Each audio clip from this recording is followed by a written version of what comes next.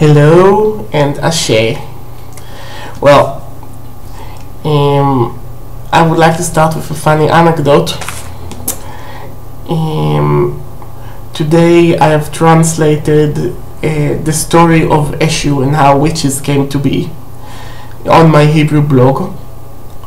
I have translated into Hebrew many Orisha stories, so the Hebrew audience, the Israeli audience, could enjoy them. And this story got a very negative response in the New Age forums, because the witches, in that story, the witches' first power was basically to kill people. And this is not the story that we want. We want to create a different universe. So I thought it was a funny anecdote. And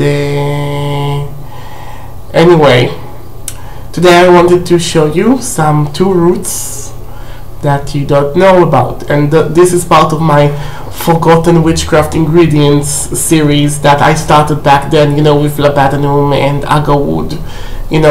Plants that you don't usually see in witchcraft nowadays. Well, I want to start with first of all, I can tell you those two ingredients are two roots that come from Ethiopia, and I got to know them since I got this book, which is basically called Ethiopia and Israel: Medicine and Traditional Cures of the Ethiopian Diaspora in Israel. And this was written by Dikla Denino and Zohar Mar, and I told you the story of this book. Well, I sat down and read it, and I discovered that I could get in Israel very cheaply frankincense, myrrh, different kind of frankincense. We have like 4 kinds of frankincense, including black frankincense. You wouldn't believe that comes from Ethiopia, and I buy them for very cheap. It's like basically less than $2 for 100 grams of mule frankincense, whatever. I might do a giveaway in the future if I have enough subscribers. Well, anyway, while reading this book, because I'm a bookish witch, I found 2 herbs that interested me. First of all is the Wagrat. This is the Wagrat. This is how it's like, the picture in the book. And this is the Wagrat that I gotten in the shuk. Now let me translate this to you. Wagrat clove, known in Ethiopian community as Wagrat, is used as an official incense ingredient. The Wagrat root is used against the evil eye to heal madness and remove demons. Also, it is used as an ingredient in different cures. Eating the root with honey is recommended to cure intestinal worms. Smoke that is made by burning the plant is good against headaches and stomach aches. The root is used as part of different contaminants removal. Okay, and it's interesting because it's not known what it's used in different societies. Well, anyway, this root, it's very light. Okay, and it has this slightly minty antiseptic smell. Okay, and I do think this would work great against the evil eye and unintentional magic. And I started using it in my many concoctions. Okay, this is called Wagrat. It doesn't have an English name.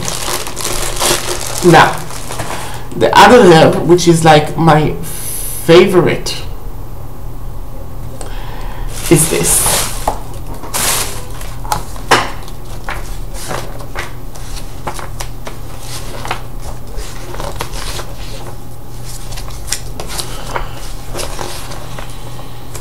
Okay, Keberchu. Okay, now its English name is Keberchu globe thistle. Okay, and this is it. Okay, I've gotten a huge bag of it. This is like 300 grams. Okay, got it for very cheap. Those are very cheap herbs. If you have an Ethiopian store that brings them from Ethiopia, You can get like a buttload of those, okay, and use them as you see fit. Look at it, it's so beautiful and rustic looking, okay. Now, Keberchu, we have it growing in Israel, or at least a family member. It's like this form that has like big blue globes, basically.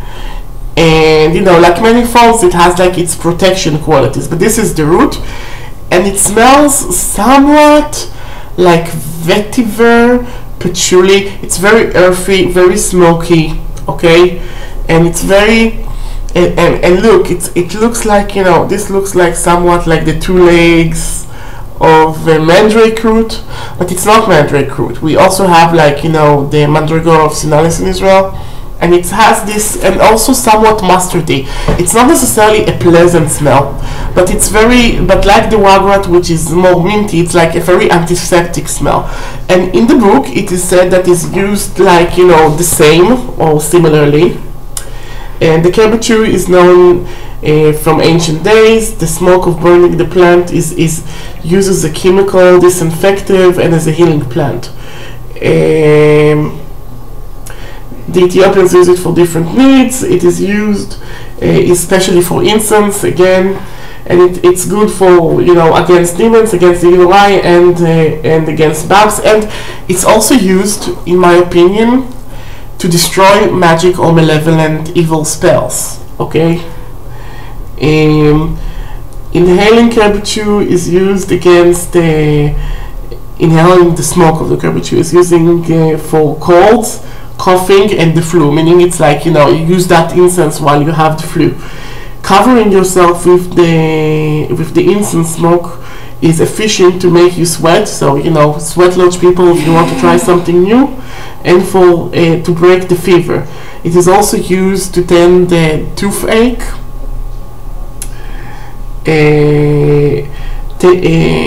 taking care of urinary tract problems and headaches, and also removing worms in your stomach. And, you know, crushed, it is used to on band-aids, and taking care of fears, feel remover, you know, remove a susto, like, you know, you see in Spanish magic. Some people use the root to clean and wash the clothes. So again, a very high purification root, okay. It's very powerful, it's very positive energy to it. You feel it, and you feel like it's like positive, nonsensical energy that will take care of your needs. And those are the two magical ingredients of the day. If you want to know more, please ask me questions. Please feel free to subscribe. And, you know, if you have like specific questions you want to ask for me, please do. Now, if I have to go voodoo and I have to find, like, you know, the orisha of those things, I think that the Wagrat is somewhat, you know, a plant under Oshun. It's also this yellowish thing, and Oshun is known to remove the evil eye and evil spells in many forms. And I think that the Keberchu that sometimes grows in fields is a very orisha oko herb. It's like, it has like its fertile fatness to it, and it's also, you know, against malevolent witchcraft, which is one of Orisha Oko's domains. Goodbye and ashe, and have a pleasant weekend. Bye bye.